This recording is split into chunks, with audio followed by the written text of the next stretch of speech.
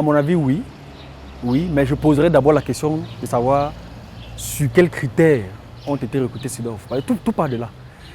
Quand on a un entraîneur qui a passé de mauvaises périodes partout où il est passé comme entraîneur, c'était déjà prévisible qu'il manque d'expérience et qu'il n'est pas porté par un certain esprit permettez l'expression, de chance lorsqu'il arrivait au Cameroun. Déjà, c'est sa première expérience internationale avec un pays comme le Cameroun.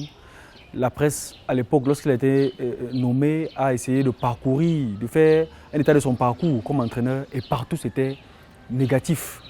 Licencié à gauche, démissionné de l'autre. Donc, c'était presque prévisible que Seedorf aurait un séjour pas très agréable ou bien n'apporterait pas grand-chose à l'équipe nationale du Cameroun. Et ça s'est donc vu. On a plus senti cette équipe-là. On s'est vu une équipe qui n'a vraiment pas d'envie. Pour une équipe qui est championne d'Afrique, on serait attendu à avoir une équipe qui produit du jeu, qui se met à l'aise, qui donne l'impression effectivement qu'elle a un objectif, c'est celui d'atteindre la finale. Mais depuis le premier tour, on a vu une équipe qui balbutie. Face à Guinée-Bissau, certes on a gagné 2-0, mais on a vu la difficulté qu'avaient nos attaquants par exemple à marquer. On a vu la difficulté qu'avait la pointe d'attaque camerounaise à se constituer, à créer le danger dans le camp adverse. Et cela s'est vu sur tous les matchs du premier tour. On peine contre le Ghana, finalement on fait 0-0. On peine contre le Bénin, un match qui était largement notre portée et pour lequel il fallait absolument qu'on prenne une victoire pour être premier de la poule. Là également, notre attaque et même notre jeu est tout à fait fébrile. Contre le Nigeria, premier mastodonte de la compétition que nous rencontrons, on tombe net, élimination directe.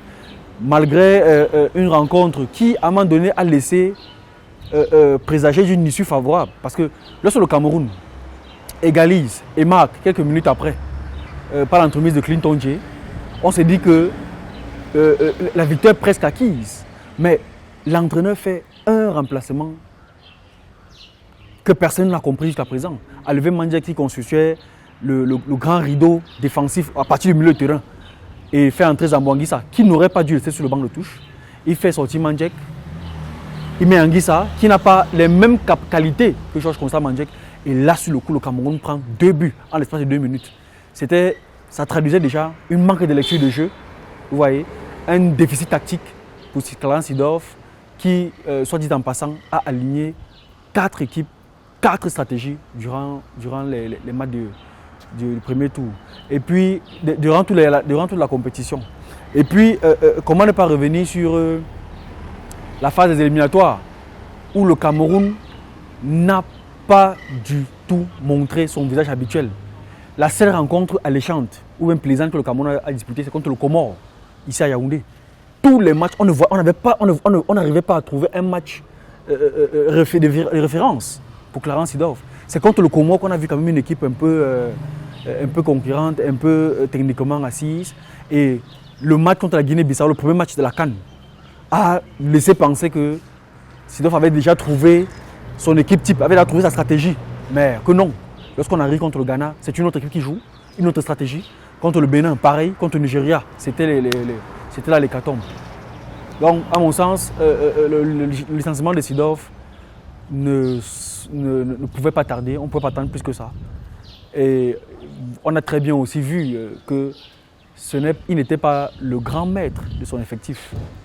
Ça, on a eu des révélations de ce que Seedorf recevait parfois ses 11 entrants, son classement, de quelques personnes de l'extérieur qui influenceraient même le choix des joueurs en sélection. Les récentes révélations d'un footballeur, Petrus Boumal, peuvent en dire long. Certes, je condamne cette sortie de Petrus Boumal, mais elle a au moins le mérite de venir révéler un certain nombre de choses qui se disaient déjà très bas. Et c'est même, selon les sources, aussi au sein de cette tanière, c'est le sentiment général qui prévaut dans l'équipe, à savoir que Seedorf n'était pas le maître de l'équipe nationale.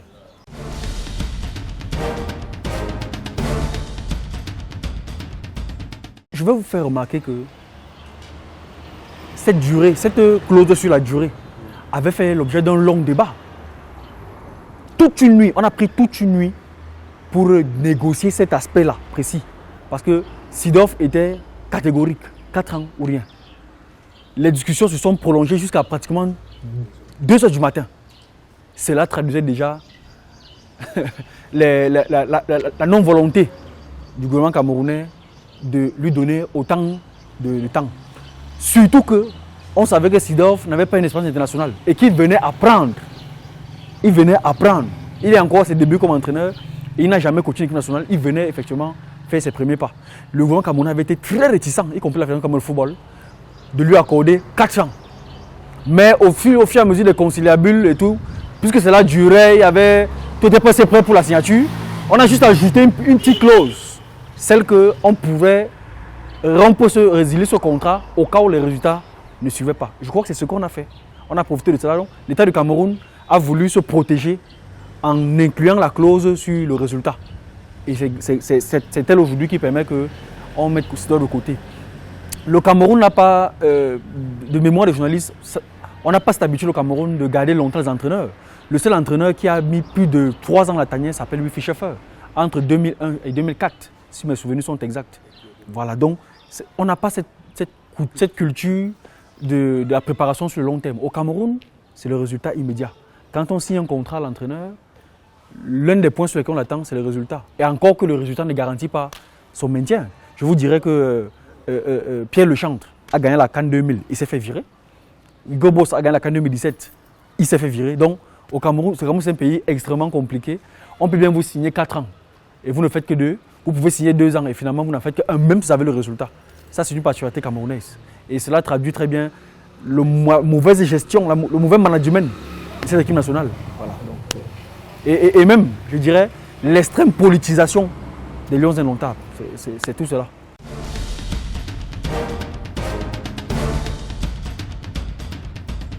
Partant du poste d'entraîneur, parlant du poste de sélectionneur, il faut dire qu'on apprenne à faire des choses dans les règles de l'art. Souvenez-vous que Clarence Seedorf ne faisait pas partie de la liste de ceux qui ont postulé pour entraîner cette équipe. Seedorf a atterri au Cameroun par un vol spécial de la mafia. Personne ne l'a vu venir.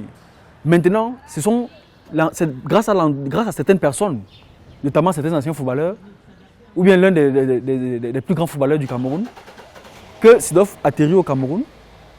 Et aujourd'hui, on est surpris que le résultat ne suive pas, ou bien qu'il reçoive des influences extérieures. Donc, apprenons à faire les choses dans les règles de l'art. Laissez les gens postuler. Si un appel à candidature est lancé, laissez les gens postuler et retenir ceux qui présentent le meilleur projet. Deuxième chose, et c'est un sujet dont on a souvent parlé, l'extrême politisation des Lions indomptables. C'est un problème.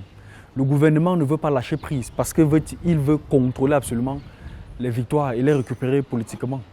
Je vous prends le cas le fameux épisode des primes, M. Zola. Bon, je vous prends le cas le fameux épisode des primes.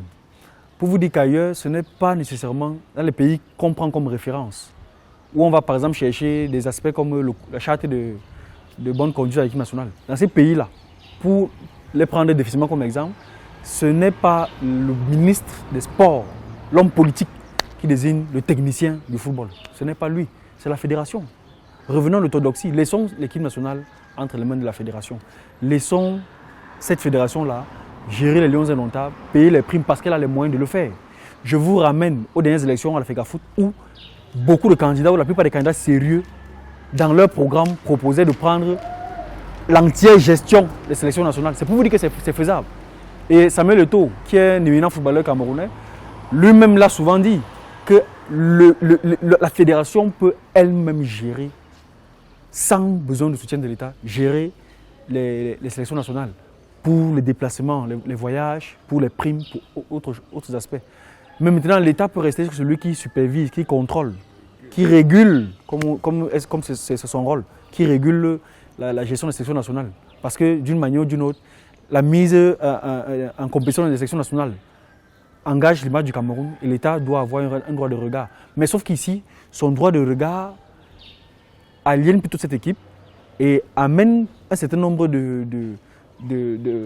d'éléments anti-professionnels qui finalement contribuent à faire de notre équipe nationale une équipe à scandale. Voilà. Maintenant, restons sur le choix des entraîneurs. Il dit qu'on a résolument besoin d'un entraîneur, peut-être local, qui maîtrise très bien les réalités du football camerounais. Je prendrai une phrase de Joseph Antoine Bell qui dit que lorsqu'un entraîneur blanc paie une compétition, on recherche un blanc à nouveau. Mais lorsqu'un Camerounais paie une compétition, on estime que tous les entraîneurs camerounais sont mauvais et on va plutôt chercher un blanc. Donc, on peut faire confiance aux Camerounais qui ont fait leur première d'équipe, surtout que nous préparons la Coupe d'Afrique des Nations en 2021. Il est question d'avoir la meilleure équipe possible et un fond de jeu qui cadre avec nos réalités. Parce que cette équipe, on m'a dit que quoi qu'on dise, l'équipe du Cameroun, c'est une authenticité, c'est une identité que les locaux maîtrisent très bien. Ou bien que certains qui ont fait leur preuve, qui sont passés par le Cameroun et ont fait des résultats comme Claude Leroy, maîtrisent parfaitement. Donc, pourquoi ne pas faire confiance à un local ou faire confiance à un entraîneur qui est passé par le Cameroun et qui maîtrise très bien les spécificités du football camerounais. Et un autre aspect très important à mon sens, c'est de revoir les missions de la direction technique nationale.